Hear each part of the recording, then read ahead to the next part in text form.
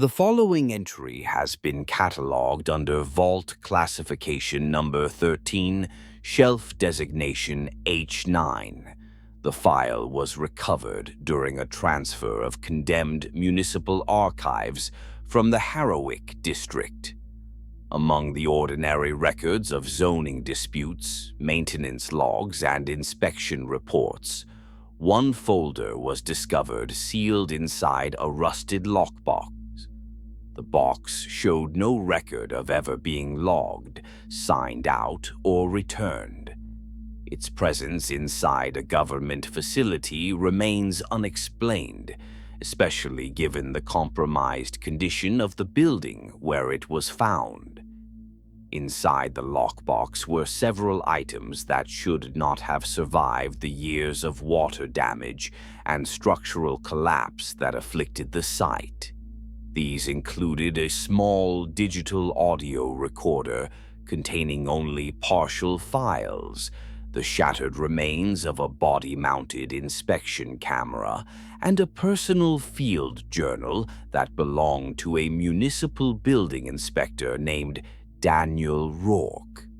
The journal is dated in the late autumn of 1998, several months after the Harrowick Municipal Records Annex had been closed due to structural instability. The annex itself was slated for demolition shortly after its closure, yet for reasons not explained in the surviving paperwork, no demolition permit was ever carried out. The structure was left to deteriorate on its own. Multiple inspection requests visible in the fragmentary digital records we acquired appear to have been reassigned, denied, or lost without explanation. Despite this, Rourke's personal notes indicate that he volunteered to conduct an unsanctioned evaluation of the building, driven chiefly by a series of discrepancies he found between the recorded blueprints and the physical layout of the annex. Those discrepancies form the basis of this file. The journal pages are uneven in tone, sometimes clinical, sometimes hurried. The audio from the recorder matches some entries but contradicts others. The body cam files are the most inconsistent. Timestamps loop or reset without pattern, and several segments contain impossible frame transitions, as if portions of the footage were recorded from physical locations that do not exist. The more intact sections have been transcribed and will be presented in this document. Evidence suggests that Rourke entered the annex alone on 3 separate days. His stated purpose was to identify any hazardous conditions that might threaten nearby structures, particularly after reports surfaced of a partial interior collapse. What he encountered in the building was not documented in any official record, nor does it correspond with any known architectural plan of the annex. A recurring feature appears in all 3 sources: a staircase that does not correspond to any structural cavity in the building, nor to any engineering blueprint. Rourke recorded it as the 7th staircase, though the annex was originally constructed with only 6. His description suggests that the staircase did not exist on every visit, and that when it did appear, its dimensions altered in ways that cannot be reconciled with physical space. The following transcript presents Rourke's recovered materials in chronological order where possible, though listeners should be aware that the file exhibits measurable temporal drift. Time codes may repeat or contradict one another.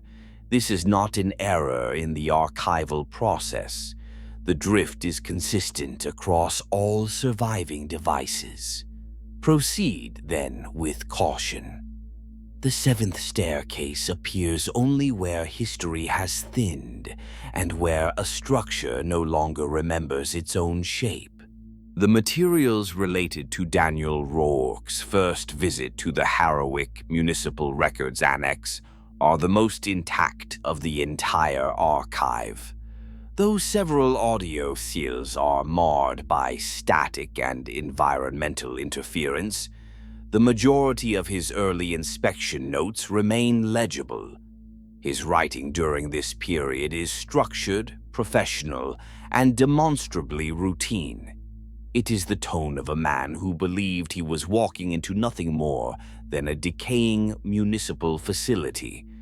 There is no anticipation of anything extraordinary. In that sense, this first segment is perhaps the most troubling of all, because it shows the last unaltered moments of Rourke's professional life before the anomalies took hold.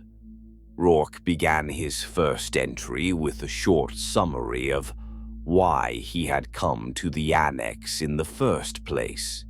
He had been reviewing old engineering plans for unrelated work at a neighboring government building when he noticed a set of architectural inconsistencies in the annex's old layout. The discrepancies were small: an unaccounted corridor length, a missing door, misplaced utility access points, but there were enough of them to give him pause. He contacted two colleagues who had worked in the annex prior to its closure, and both recalled the structure being unusually difficult to navigate. One remembered that rooms seemed to have shifted between visits, though he attributed it to the confusion typical of older, poorly mapped complexes. In the fall of 1998, Rourke filed a simple request to inspect the annex for potential structural hazards. Records suggest the request should have been denied, since the building had been condemned months earlier and was slated for demolition, but no denial was ever filed. Instead, the request vanished from the system. A week later, he visited the building on his own time, taking with him only the essential equipment required for a structural walkthrough. According to the journal, Rourke arrived at the annex just after dawn. The weather was overcast, and he noted that the exterior of the building appeared unchanged from the last photo taken prior to its closure. The annex was a 3-story structure. The design was utilitarian, with concrete walls and narrow strips of windows, though several of those windows were boarded from the inside. Despite the building's age and neglect, the front entrance had remained locked. Rourke produced a key retained by the municipal engineering office and entered through the main double doors. The first thing he remarked upon was the temperature. The interior was far colder than the outside air, despite there being no active climate control. He described a smell of wet plaster and the distinct odor of decaying insulation. The floors were coated in a thin layer of debris, fragments of ceiling tile, accumulated dust, and darkened streaks from years of water intrusion. Rourke's initial log entries in the annex were routine. He took readings of humidity levels, examined visible water damage, and assessed the stability of the first-floor support pillars. He wrote that the majority of the lower level had suffered significant deterioration, but still held enough structural integrity to remain standing. The most notable issue on the first floor was a long hairline fracture running across the ceiling near the central corridor. He recorded it, photographed it, and moved on. At this stage, nothing in his notes suggested he had encountered anything out of the ordinary.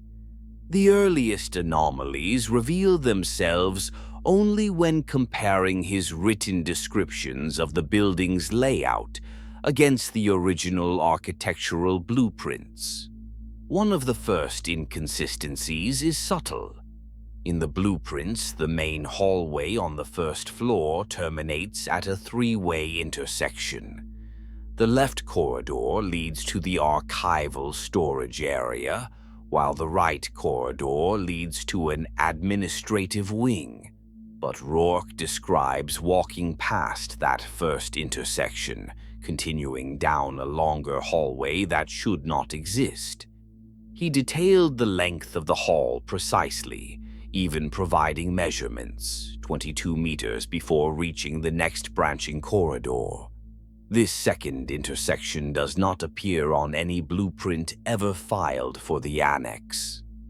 Rourke seemed unaware of the discrepancy at the time.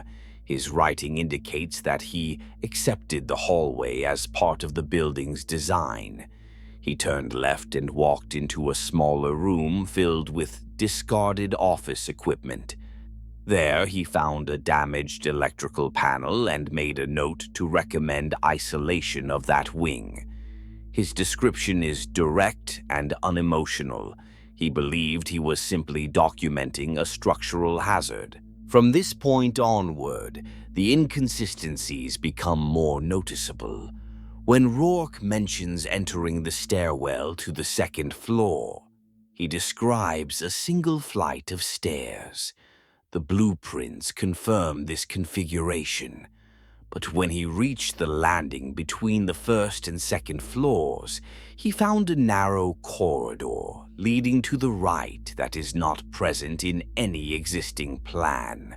The corridor was unfinished, bare concrete, exposed wiring, and no ceiling panels. He examined it briefly and moved on. He did not measure it, perhaps believing it was part of a maintenance shaft or an unrecorded renovation. He did, however, photograph it. The photograph is blurry, likely due to motion or low lighting, but the corridor is visible. It extends into darkness, and there is no sign of any installed lighting or fixtures. The body cam footage from this early stage corroborates his notes, though the video quality is degraded. In the surviving frames, the narrow corridor appears only partially lit by his flashlight. The end of the corridor is not visible, and the angle of the shot suggests that the passage extends farther than expected for a maintenance access point. The camera recording lasts only a few seconds, after which Rourke appears to return to the main stairwell and continue upward. When he reached the second floor, Rourke described the entire level as unstable. Sections of the ceiling had collapsed and several rooms were filled with debris from crumbling drywall. He noted the presence of standing water in a few areas, likely due to a leaking roof. Again, his writing conveys no sense of alarm. He was focused on documenting structural hazards, and he moved through the space methodically. It was only when he approached the central stairwell on the second floor that Rourke recorded his first moment of hesitation. He wrote that the stairwell door was already ajar, though he had not opened it himself. According to the blueprints, the stairwell door was supposed to be spring-loaded to remain closed by default. Rourke examined the hinge and found no evidence of forced entry. He simply noted the inconsistency and proceeded.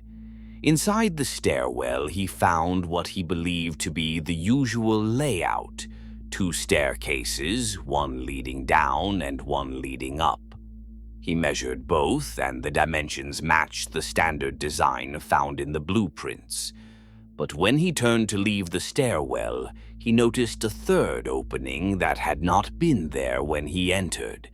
This opening was a narrow doorway on the right-hand wall, opposite the direction from which he had entered. Rourke paused. His notes indicate that he spent several minutes examining the opening, checking for signs of renovation or damage. The edges of the doorway were clean, with no exposed rebar or rough-cut concrete. It had the appearance of a finished, intentional addition to the original construction. Yet, the blueprints make no mention of any such doorway. If any modifications had been made after the initial build, there should have been permits on file. No such records exist. The hallway beyond the doorway was short, no more than 3 meters, and at the end of it was a wall. But halfway along the hall there was a small landing. A single concrete step led upward into a shadowed alcove. Rourke described the step as slightly uneven, as though it had been formed by hand rather than standard construction methods. He took a photograph of the alcove, though the image is too dark to reveal anything clearly. What Rourke did not comment on directly, but which the body cam captures, is the faint distortion in the air near the alcove. The footage shows a subtle wavering, a blurring of the image that shifts from left to right. It could be dismissed as video corruption, but when compared to later footage, the pattern of distortion is consistent. In the early footage, the distortion is faint, almost imperceptible. In later segments, it becomes more aggressive. After examining the alcove, Rourke returned to the main stairwell and ascended to the 3rd floor. His notes on the 3rd floor are minimal. He described the layout as more intact than the 2nd floor, with fewer instances of structural collapse. However, he did note that several of the interior walls seemed to be constructed from different materials than expected. Some of the drywall panels were newer than the rest of the building, while others appeared to be older by several decades. This inconsistency should have prompted further investigation, yet Rourke did not appear concerned. He recorded the anomaly and moved on. One detail in his notes suggests the first sign of disorientation. As he walked through the 3rd floor, he commented that he could hear a faint, rhythmic tapping. He assumed it came from loose piping or wind shifting through broken windows. The tapping lasted only a few seconds, after which it stopped. The sound does not appear on any of the surviving audio recordings. Whether this was due to equipment malfunction or the nature of the sound itself is unclear. Rourke continued to record his observations until he returned to the stairwell to descend back to the 1st floor. It was here that he encountered what he would later term the 7th staircase. His notes describe the moment with surprising brevity. He wrote that as he opened the stairwell door to descend, he found not 2 staircases, but 3. The 3rd staircase was positioned directly opposite the doorway. It appeared to be constructed of raw concrete, with unfinished edges and no handrail. The steps were uniform in height and width, but the staircase ascended into darkness. There were no lights, no fixtures, and the concrete was covered in a fine layer of dust. Rourke approached it cautiously, noting the sound-dampening quality of the dust. His footsteps left faint impressions, but the dust did not rise into the air as expected. It remained settled, as though adhered to the concrete surface. The blueprints show only 2 staircases in that location.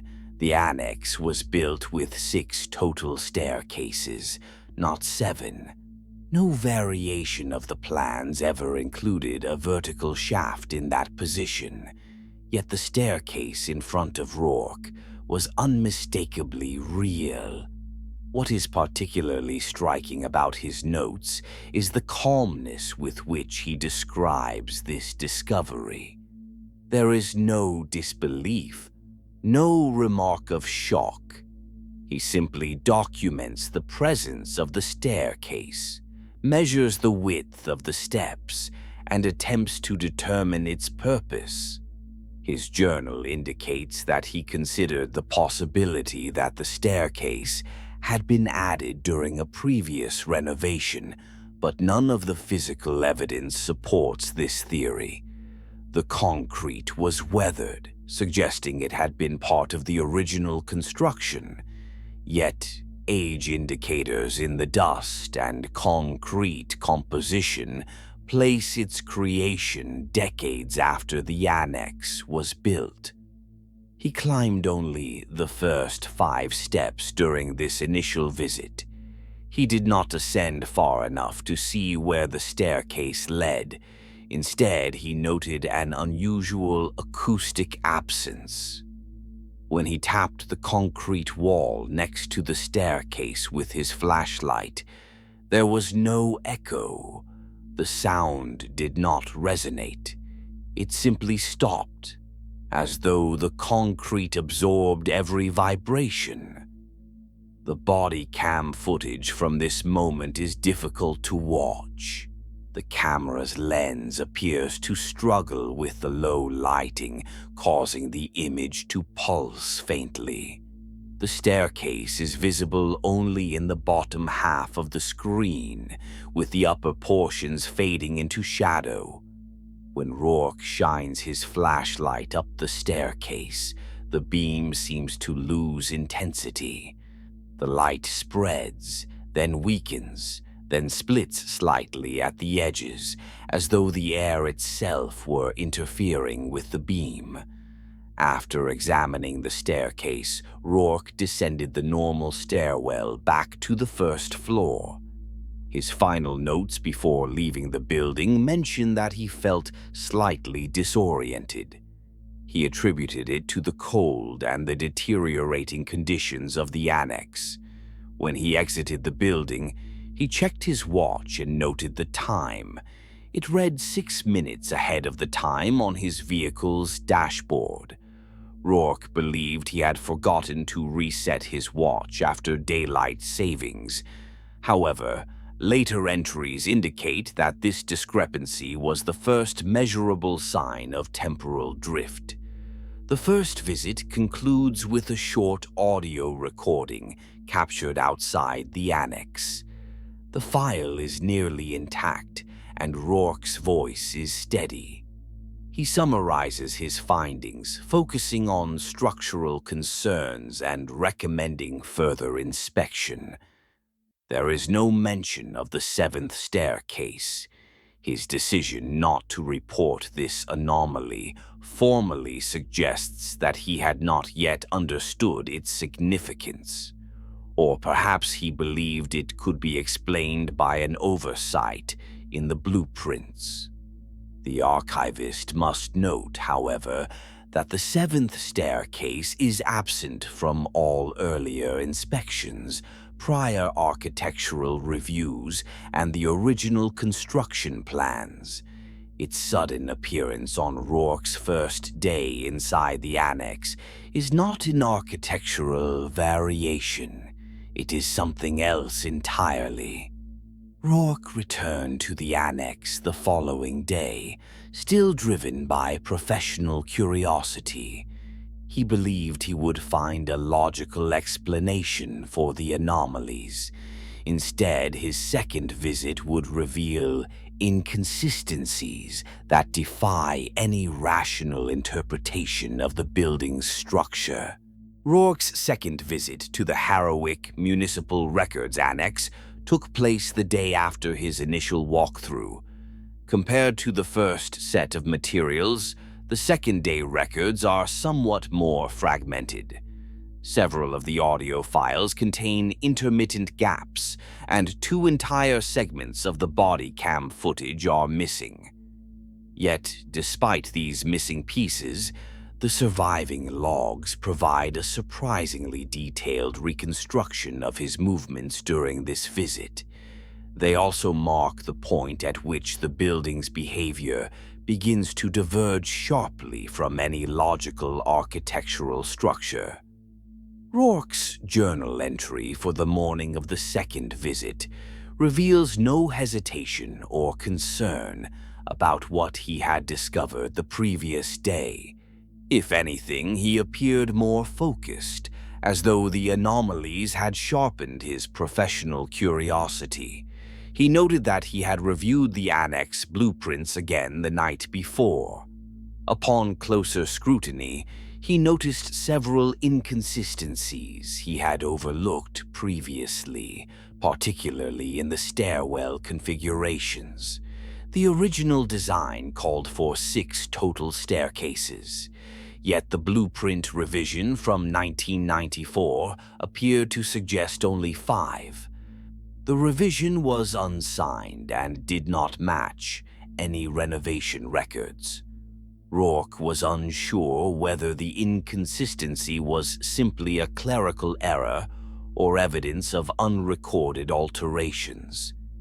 He also reviewed his photographs of the narrow corridor on the landing between the first and second floors. In the low-resolution image, the corridor appeared to extend farther than he remembered. He made a note to remeasure it on his return. When he arrived at the annex for the second visit, the weather had changed. His notes describe clearer skies and colder air. The building's exterior looked the same, but the surrounding grounds seemed different. He wrote that the weeds and debris around the foundation appeared disturbed, as if someone had walked through them recently. This detail is fleeting in his notes, but it is worth mentioning because the body cam footage from the morning shows the same uneven patches along the path leading to the entrance. There is no indication that anyone else had been assigned to inspect the building at that time. Using the same key from the previous day, Rourke entered the annex. Immediately upon stepping inside, he recorded that the interior felt colder than before. The first-floor corridor was unchanged in appearance, but his journal remarks that the smell had intensified. The odor of damp insulation and mold seemed stronger, though the humidity levels he measured were nearly identical to the first day. This perceived shift in the environment is subtle, but it becomes important when comparing his notes across multiple visits. The building's interior environment fluctuated in ways not accounted for by temperature, humidity, or weather conditions. Rourke began his second inspection by returning to the first anomaly, the extended hallway on the first floor. He walked to the point where he had measured 22 meters the previous day. This time he found that the corridor ended at the expected 3-way intersection. According to his notes, there was no sign of the additional length he had documented. The hall was shorter by several meters, matching the original blueprint dimensions. He stood at the spot where he believed the previous hallway extension should have been, and found nothing but a standard corridor wall. One might suspect that Rourke misremembered the length of the hallway from the first day. However, his measurements were precise, recorded both in writing and in a photographic timestamp. The photograph from the previous day confirms the extended hallway's existence. Yet no such hallway was present during the second visit. Rourke photographed the corridor again, capturing the new configuration. When the two photographs are compared, the difference is unmistakable. The lighting in both images is the same, the angle identical, yet the length of the corridor differs significantly. The first shows a long hall leading to a distant intersection. The second shows a wall only a few meters away. After documenting this change, Rourke proceeded to the narrow corridor on the landing between the first and second floors. His notes indicate that he hoped to remeasure its length and determine whether the corridor connected to any known utility lines. He ascended the stairs and reached the landing. When he arrived, he found no corridor at all. The wall where the opening had been the previous day was now seamless, with no sign of a doorway, cutout, or renovation patch. He examined the wall closely, running his hand along the surface and looking for any irregularities. He found none. The corridor had disappeared entirely. The disappearance of the corridor marks the first major shift in the building's behavior. It is not uncommon for older structures to undergo unauthorized modifications over the years. But entire hallways do not appear one day and vanish the next, without any physical trace. Yet Rourke remained methodical. He made a note to cross-reference old maintenance logs for records of temporary structures or incomplete renovations. There are no such records in any municipal archive. Despite the vanishing corridor, Rourke proceeded to the second-floor stairwell, where he had first encountered the seventh staircase. In his notes, he wrote that he felt a moment of apprehension before opening the stairwell door. This is the first instance in which Rourke records an emotional reaction to the anomalies. He hesitated briefly, then opened the door. The stairwell was dimmer than he remembered. Natural light from the third-floor windows above should have filtered downward, but the space was unusually dark. Rourke shined his flashlight into the stairwell and immediately noticed something was wrong. The beam did not illuminate the walls evenly. Instead, the light faded at irregular intervals, as though passing through patches of thicker air or invisible obstructions. His notes describe the effect as light thinning, a phrase that appears repeatedly in later entries. Rourke stepped inside and allowed the door to close behind him. When he turned to look at the stairwell, he saw 3 staircases once again. The 7th staircase was present, positioned directly opposite the doorway. This time it appeared slightly different. He wrote that the staircase was steeper and that the risers seemed to have shifted. He measured the height of the first step and found it 1 centimeter taller than the previous day. The staircase was changing shape. Rourke carefully compared all 3 staircases to one another. The 2 standard staircases showed no signs of change. Their measurements matched the original blueprints perfectly. The 7th staircase, however, did not conform to any known configuration. The width of the steps was slightly narrower. The concrete appeared more weathered. The dust on the steps looked subtly disturbed, as though a light draft had passed through the stairwell. Yet the air was still.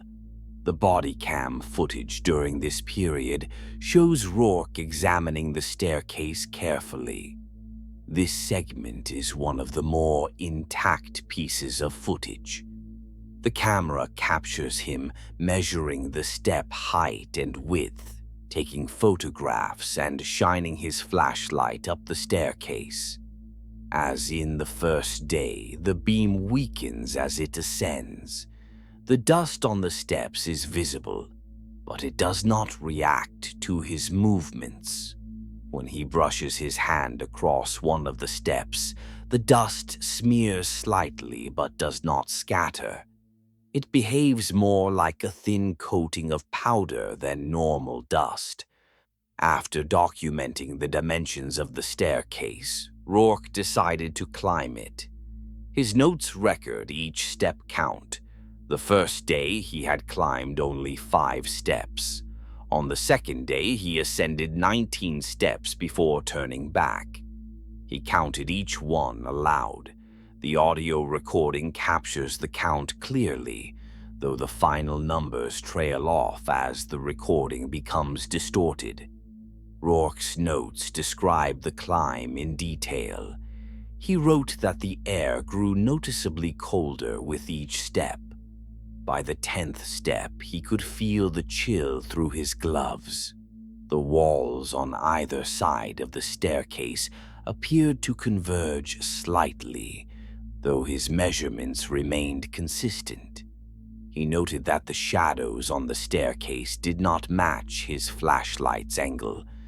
They shifted subtly, elongating or shortening at irregular intervals. He found no cracks or structural damage on the steps, despite their aged appearance. At the 19th step, Rourke stopped. He wrote that he felt a slight pressure in his ears, similar to the sensation experienced at high elevation. He checked his equipment and recorded a significant drop in air pressure, inconsistent with the staircase's position inside the building. The annex stood only 3 stories tall. The change in pressure was impossible given the structure's height. He shined his flashlight upward again. The beam revealed more steps, but the staircase extended farther than it should have. According to the blueprints, there should have been only a short flight before reaching the next landing. But the staircase seemed to continue indefinitely. Rourke considered climbing further, but he decided against it. Instead, he descended the steps carefully. As he descended, he counted the steps again. 19 steps up, 19 down. This detail is important because it confirms that the staircase had not shifted during the brief period of his ascent. When he reached the bottom, he recorded more anomaly notes. He wrote that the air pressure changed again upon reaching the stairwell floor, returning to normal levels. He measured the temperature and found it warmer than it had been on the staircase. His equipment showed no signs of malfunction. Rourke then conducted a comparison with the standard staircases. He climbed the staircase leading to the 3rd floor and counted the steps. The number matched the blueprints exactly. He descended to the 1st floor and found no inconsistencies. It was only the 7th staircase that exhibited anomalous behavior. The next significant anomaly occurred when Rourke attempted to descend to the 1st floor using the standard stairwell. He wrote that the stairwell seemed darker than usual. When he reached the landing between the 2nd and 1st floors, he found that the door to the 1st floor was gone. In its place was a solid wall. The body cam footage confirms this. He stood before the wall, checked his notes, and attempted to find the door by running his hand along the surface. There was no sign of a doorway, hinge marks, or any alteration to the wall. This moment marks a turning point in Rourke's 2nd visit. His notes become less structured, and there is a sense of confusion in his writing. He walked up and down the stairs several times, searching for the missing door. Eventually, he gave up and ascended to the second floor, hoping to find another route down. He walked through the second floor hallways, searching for an alternate stairwell. His notes become erratic here, suggesting disorientation. He recorded passing a row of filing cabinets he did not remember seeing the previous day. The cabinets were covered in dust, yet one drawer was slightly open. Inside, he found a stack of folders filled with documents dated years before the annex's construction. The documents were in poor condition, with faded ink and brittle paper. He photographed them, though the photographs are mostly unreadable. Rourke then continued through the second floor and found another stairwell he did not recall from the first visit. The stairwell door was closed but unlocked. Inside, the staircase appeared identical to the standard staircases in the annex. He descended to the first floor. When he reached the bottom, he found himself in a corridor that did not match the blueprint layout. The hallway was narrower and lined with cardboard boxes filled with unfiled records. He walked through the corridor and eventually found a door leading outside. But when he exited the annex, the environment was subtly different. The lighting was dimmer, even though the sun was still high in the sky. His notes describe a strange sense of vertigo upon stepping outside. He checked his watch and found that it was 3 hours ahead of the time displayed on his vehicle's dashboard. This was not an issue of forgetting to reset his watch. The discrepancy had grown. The audio recording, captured immediately after his exit, shows Rourke trying to reconcile the time difference. His voice is steady, though there is a slight tremor when he mentions the missing door. He decided to return to the annex after a brief break to review the materials he had collected. This decision was likely influenced by his belief that the anomalies might be the result of outdated or incomplete renovation records. He still sought a logical explanation. Yet, the events of the second day indicate that the building was shifting, restructuring itself in subtle ways. The seventh staircase, in particular, displayed characteristics inconsistent with any physical structure.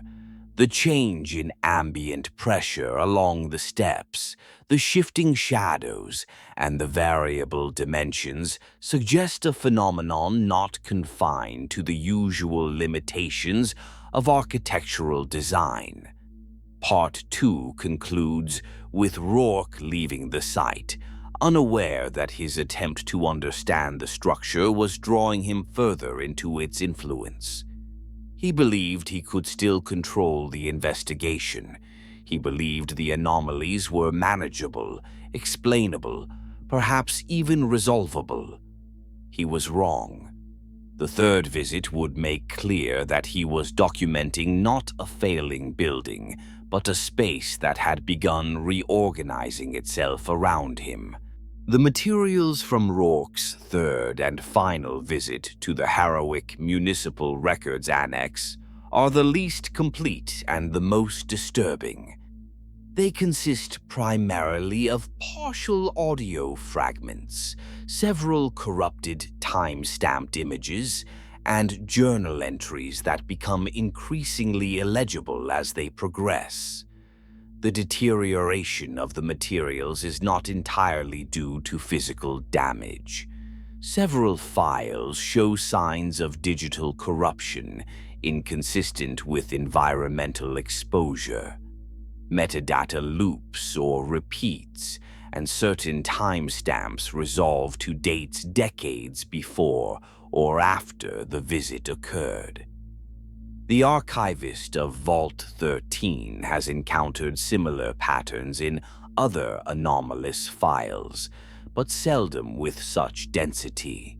Despite the fragmentation, enough material remains to reconstruct a clear picture of Rourke's final movements inside the annex. By this stage, the building had begun to diverge entirely from its original design. The structure Rourke entered was no longer the structure recorded in the blueprints, nor was it the structure he had walked through on his first 2 visits. The building had become something else, a space actively reorganizing itself, responding to his documentation and shaping itself around the observer. Rourke returned to the annex on the morning of the 3rd day. He had intended to bring additional equipment, including a second camera, but his notes indicate he forgot it at home. He acknowledged this oversight in a short audio entry recorded before entering the building. He sounded tired, as though he had not slept well. He mentioned reviewing the photographs from the 2nd day and noticing details he had overlooked, though he did not specify what those details were. The exterior of the annex looked the same as before, though Rourke noted that the air felt heavier. This is a subjective description and does not appear in any recorded measurements, but it appears more than once in his surviving notes. The body cam footage shows the entrance as dimmer than on previous days, despite the weather being clear. The light levels recorded by the camera do not align with the actual time of day. This discrepancy is the first clear sign that the anomalies had begun to extend beyond the building's interior. Upon entering the annex, Rourke wrote that he felt a sense of familiarity combined with unease, as though he were returning to a place he no longer fully recognized. He described the smell of damp insulation as stronger than before, though the humidity readings were unchanged. The debris on the floor appeared to have shifted, forming faint trails along the corridor. He followed them briefly, but could not determine what had caused them. The trails did not correspond to footprints or any recognizable pattern of movement. Rourke began his inspection by walking through the 1st floor, comparing the current layout to his previous notes. He found that the corridors matched neither the blueprints nor his memory. The extended hallway from the 1st day remained absent, replaced by a configuration closer to the 2nd day's layout, but with subtle differences. Doors that had been closed were now open. Rooms that had been empty now contained old furniture. Several filing cabinets had appeared in the central corridor, though they were covered in dust and showed no signs of recent use.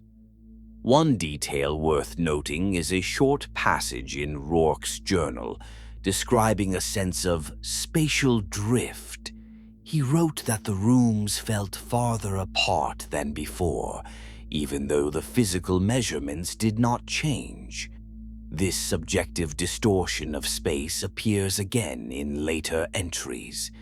The archivist has encountered similar reports in other anomalous structures, spaces that retain their measurable dimensions but no longer feel consistent with those measurements. After documenting the changes on the 1st floor, Rourke proceeded to the stairwell leading to the 2nd floor. When he opened the stairwell door, he found only 2 staircases. The 7th staircase was absent. He recorded this with surprise, as though expecting the anomaly to be present. He photographed the stairwell, but the image is corrupted. The top half of the photograph contains a repeated fragment of the lower half, suggesting the camera sensor failed to record the upper portion correctly. The timestamp embedded in the image metadata does not correspond to the time displayed on the body cam footage. Rourke ascended to the second floor. His notes become uneven here, with several sentences trailing off or repeating. He wrote that the second floor felt compressed, as though the walls had shifted inward. The air was colder, and his flashlight beam seemed narrower. He described feeling a faint pressure behind his eyes, similar to sinus pressure experienced during altitude changes. His equipment recorded no such environmental shifts. The layout of the second floor had changed drastically.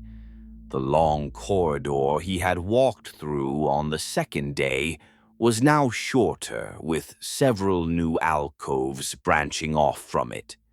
Some alcoves contained stacks of unused office supplies, while others were empty. One alcove contained a single metal chair. Rourke photographed the chair, noting that it was positioned directly in the center of the space, facing the wall. The image is intact, and the arrangement is exactly as described. The next major anomaly occurred when Rourke attempted to return to the stairwell. He walked back along what he believed was the same hallway he had used to enter the second floor, but instead found himself in a different corridor. The body cam footage during this period is disorienting.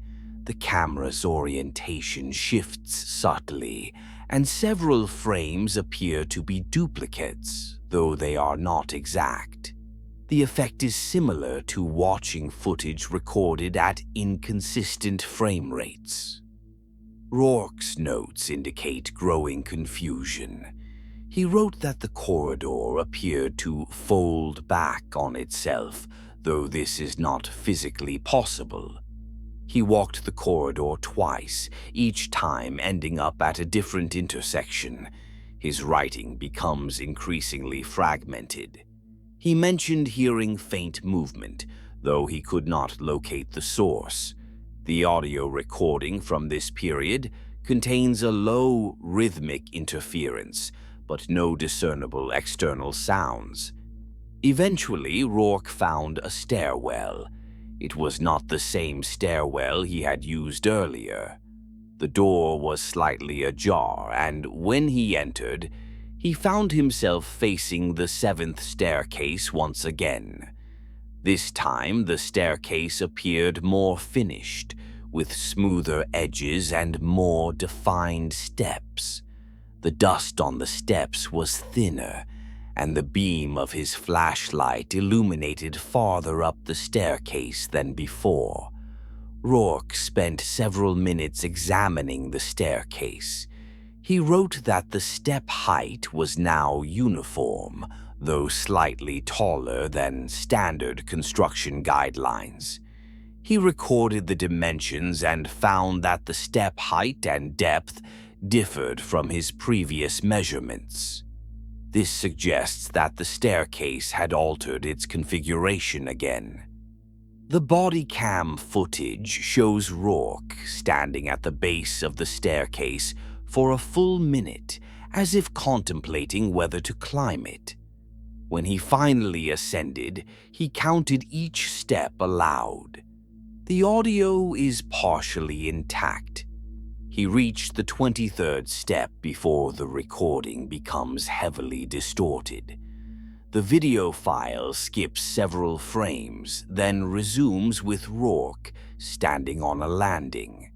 This landing does not exist in any blueprint. According to his notes, the landing was small, with a narrow corridor extending from it. The corridor was darker than the rest of the stairwell, and the walls appeared to be made of unfinished concrete. He described a sensation of pressure, stronger than before.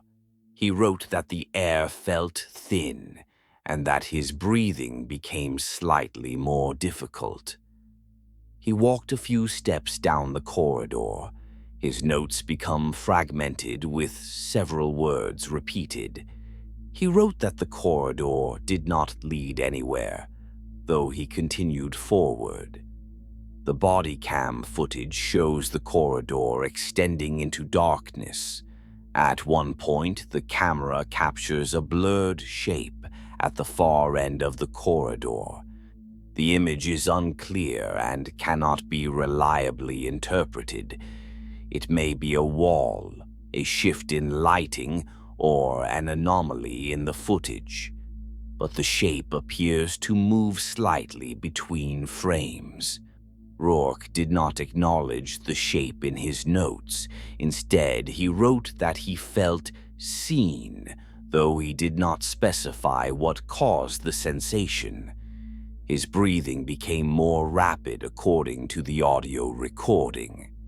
He mentioned feeling a faint vibration through the floor, but no such vibration appears in the environmental data.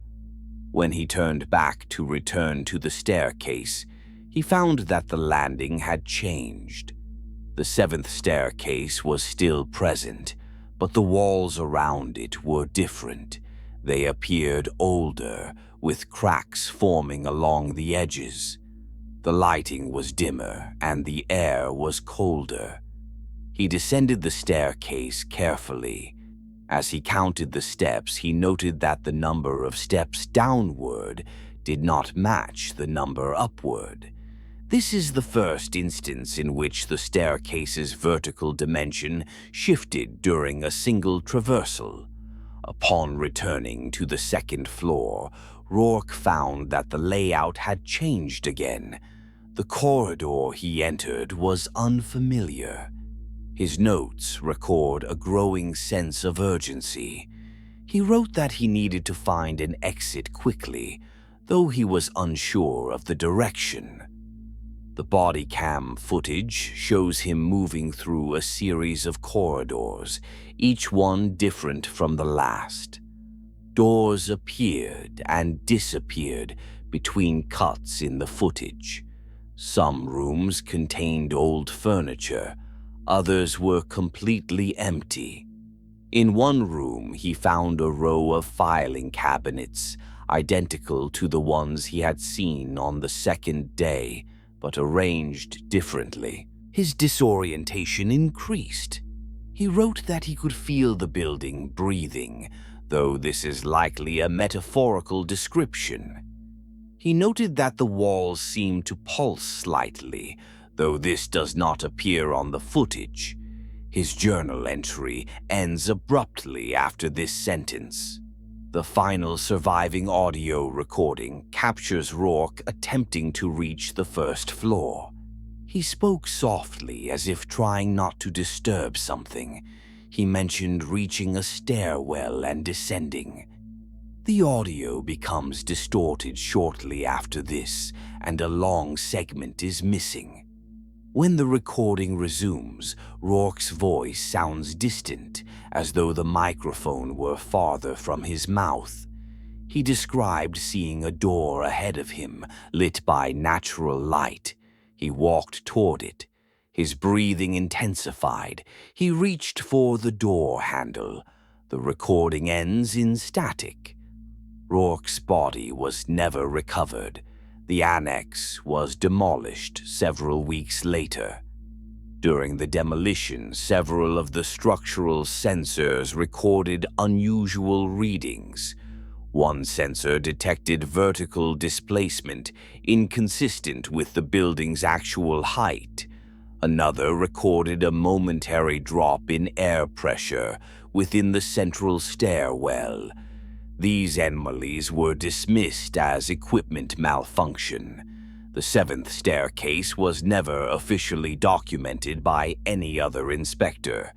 The only evidence of its existence lies within Rourke's fragmented recordings and journal entries.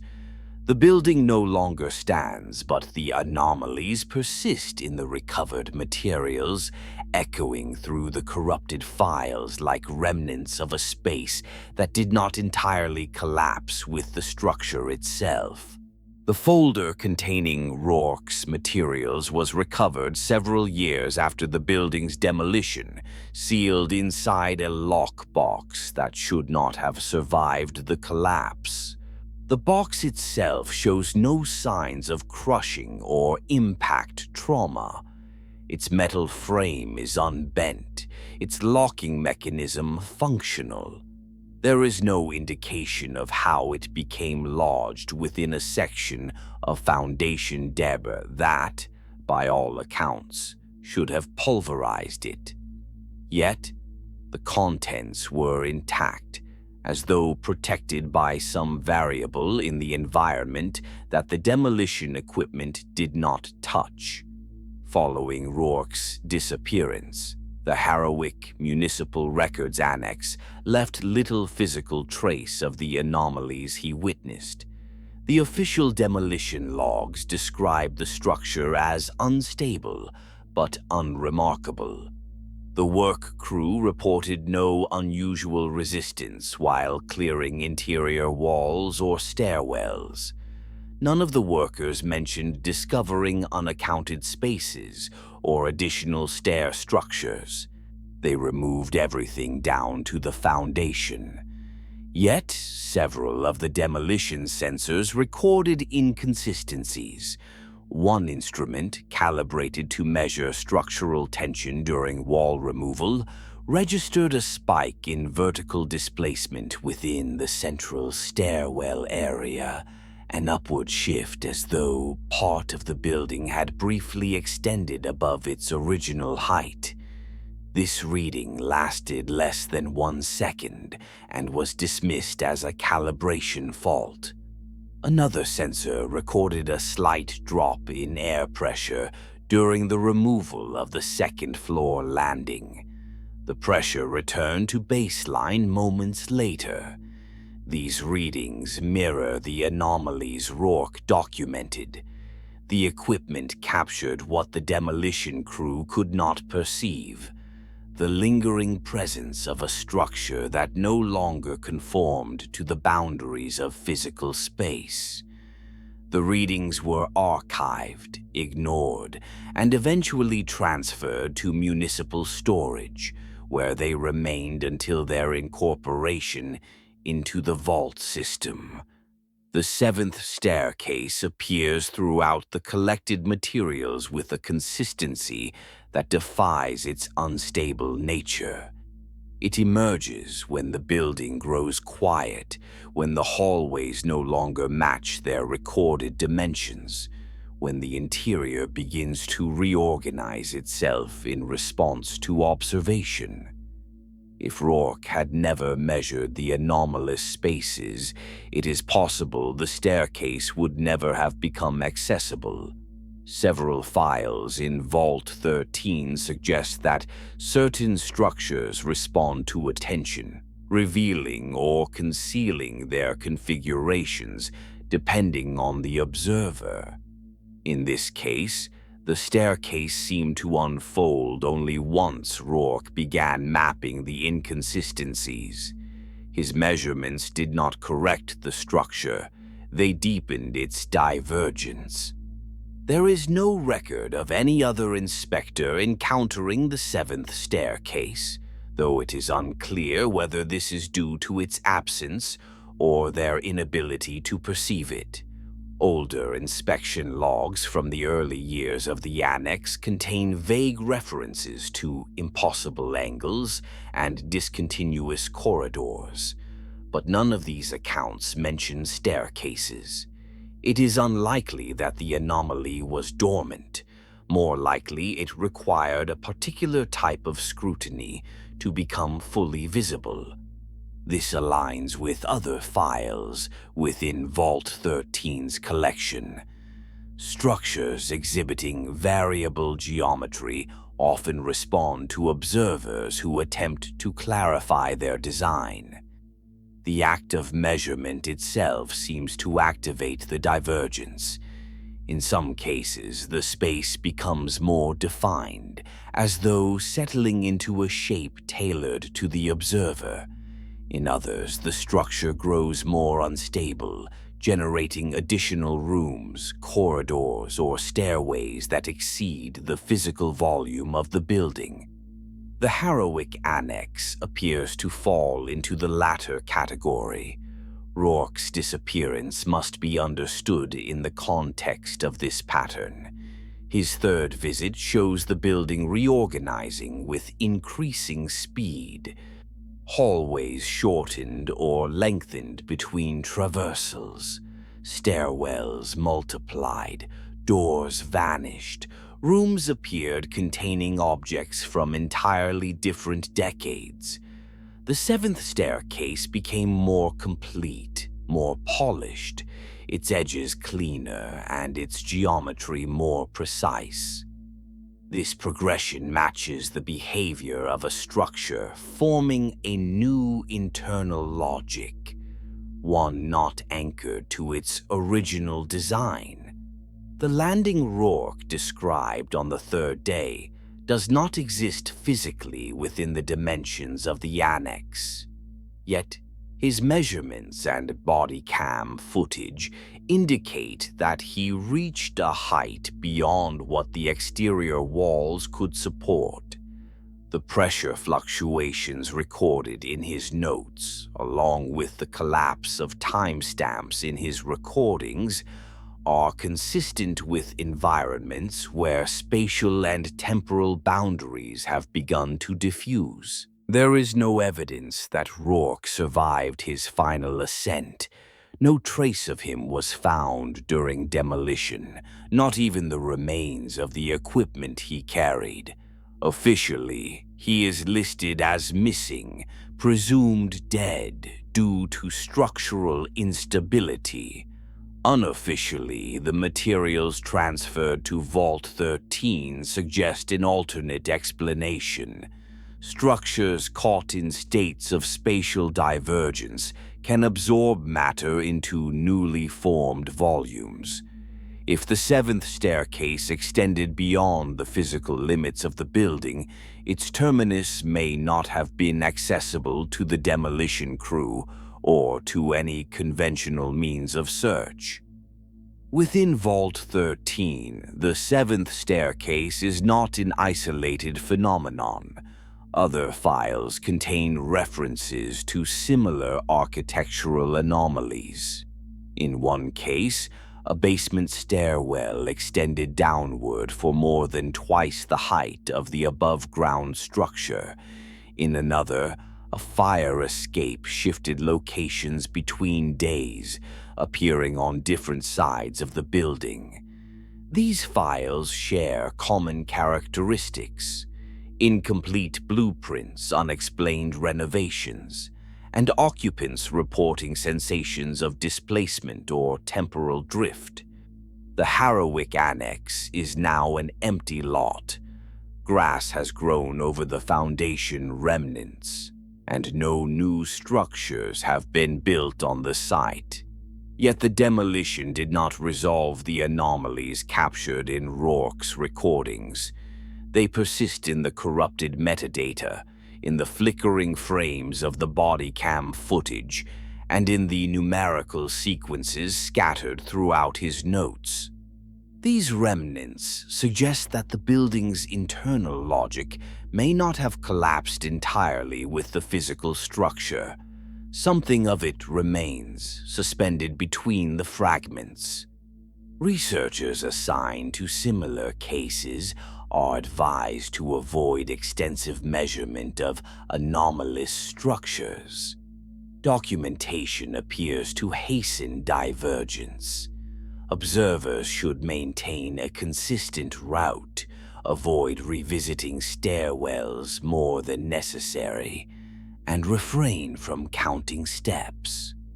The seventh staircase manifested when an inspector sought clarity.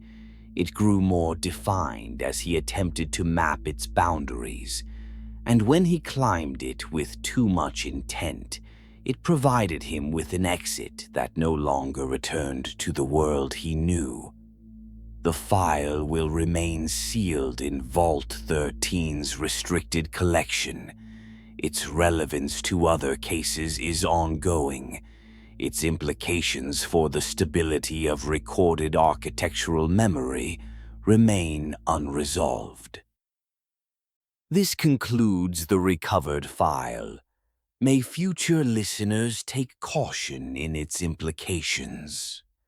The Archivist, Vault 13.